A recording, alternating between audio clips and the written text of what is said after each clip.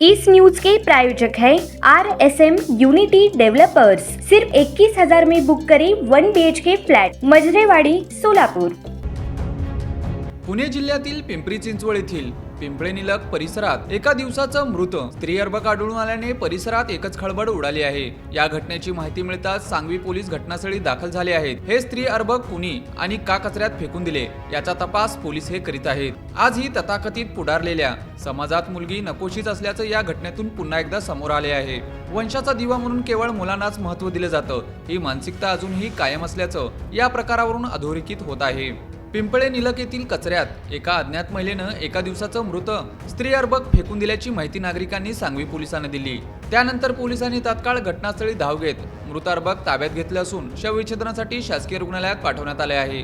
हे मृत स्त्री अर्भक कुणी आणि कोणत्या कारणातून फेकून दिले याचा सखोल तपास सांगवी पोलीस करत आहेत। अज्ञात व्यक्तींविरोधात गुन्हा दाखल करण्याची प्रक्रिया सुरू आहे। दरम्यान या घटनेने संपूर्ण परिसरात संतापाचं वातावरण पसरलं आहे।